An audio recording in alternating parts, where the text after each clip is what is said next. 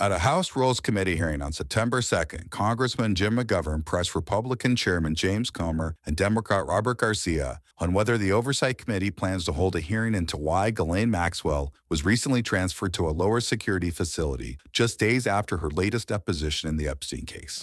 She basically says the president didn't do anything wrong, and then all of a sudden is moved to a minimum security facility.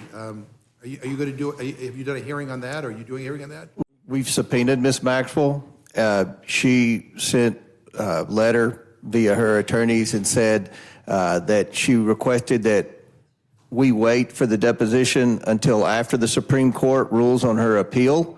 We're hoping that's this month.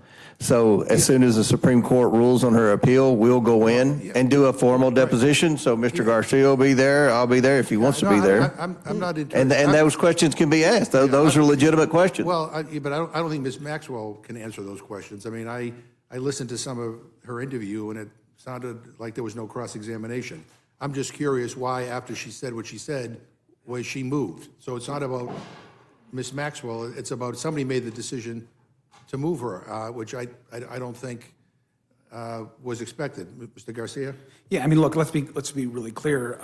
First of all, Democrats on the committee, we did not support moving Ghislaine Maxwell's testimony after the Supreme Court heard her appeal. In fact, that was a decision that the majority made that we did not support. We think that Ms. Maxwell, before she was interviewed by Donald Trump's former personal lawyer, should have been in front of a bipartisan committee in a deposition. And so, to be clear, and I think it's safe to say that it's an outrage and shameful that Ghislaine Maxwell was moved to a facility where she is now more comfortable and has more access to folks both on the outside and her ability to move freely when she has victimized over hundreds and hundreds of women. And I'll add one more thing to that.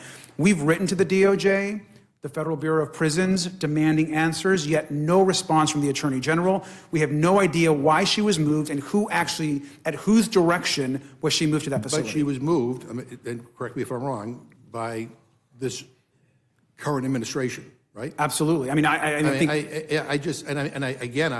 would think that, I mean, this is so outrageous that a big part of the investigation of your Oversight Committee should be on that as well.